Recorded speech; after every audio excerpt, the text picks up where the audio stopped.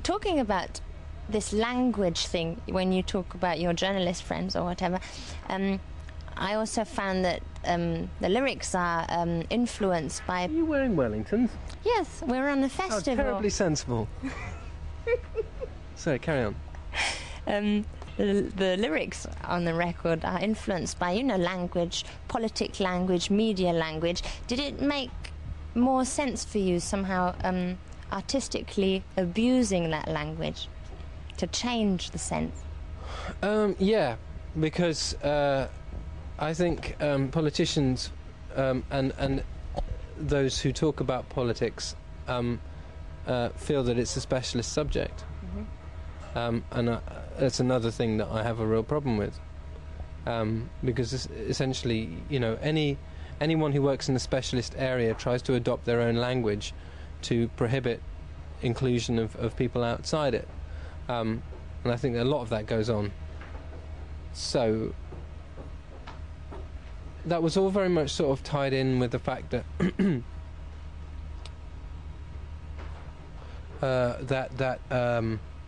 that particular language was becoming more and more ridiculous. I mean, to the point of farcical. The best, my absolute favourite one is regime change, and even on CNN, even on Fox, they kind of have to say it with a tongue in their cheek, because it's like regime change. It's like, no, it's called war. And it's just this long list. So, I just sort of ended up responding to this long list of, Orwellian newspeak sort of nonsense, which is supposed to confuse you and make you not quite understand what's going on. What's going on is these things are being done in your name, and you can't do jack shit about it. So I think it's really, I personally think it's really important to make that language and make the people that use it look utterly ridiculous. Mm-hmm. But do you think, on the other side, that you recorded the album in Los Angeles, for example, and there are lots of misconceptions also in Europe about America, because their view is very simple also. Well, it's a very, very simple thing to take into account, is that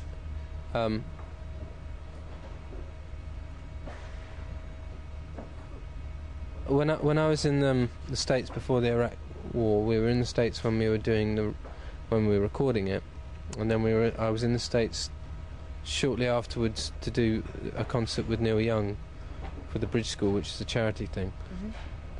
Mm-hmm. And that weekend there was this huge protest in San Francisco, and all the sort of, everybody came out of the woodwork from the 60s. It was fantastic. But my absolute favourite protester was this guy who's stark naked, except for a missile on his cock.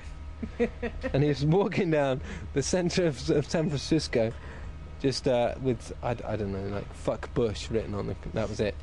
And there must have been about 50,000 people there. And then when we were mixing the record, I went to another protest in Los Angeles where there's never protests. I mean, never. Mm-hmm. And it's the bottom line is, it's very easy to assume that Americans are happy with the situation. The bottom line is they're not.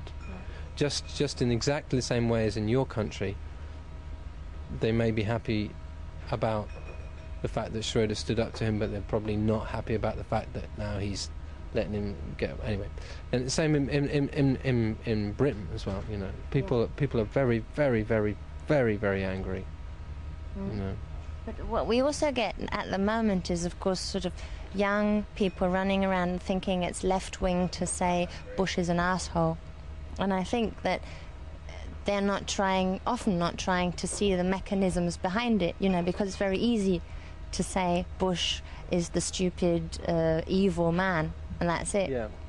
And nothing sort of, with the oil industry and stuff like that going on in America. Yeah, I agree, because it's a very weird thing for me, because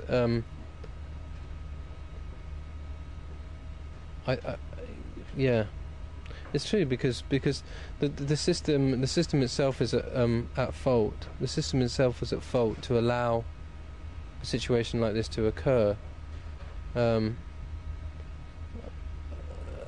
I think, yeah, it's very, very easy to reduce it down to that particular person, but it ultimately is pointless. It's the same with Blair in Britain at the moment. It's very, very easy to sort of analyse the person, but basically what you're doing is you're falling into the classic trap of a person is responsible, a person should go to hell for what they've done. It's like, no, you know, that any politician anybody is only as good as the people that surround them and tell them what's going on. I'm the same. Everybody's the same. If all your friends lie to you, then you're a lunatic. Yeah. You know. They kept telling me my show is brilliant. Yeah. Is it? I don't know. Yeah. Ask them. Is it? You'll cut that bit, won't you? No, we won't ever. I swear to God, we won't. How do you manage not to become cynical with all of your political engagement? Because I only do it, you know, about 10 minutes for the day, really. Okay. The rest is blissful ignorance. I'd like to ask you the final question, I'm afraid. Is that it? Look, it's the final question. But we can chat afterwards, of course. What music are you listening to at the moment? I like the Liars. Have you heard of them? Mm-hmm. Yeah, they're good. Amazing drummer. ADF were good today. You see ADF? No. Wow, man. Did you go and see somebody in the tent playing or what? Yeah, Asian Dub Foundation, yeah. Okay.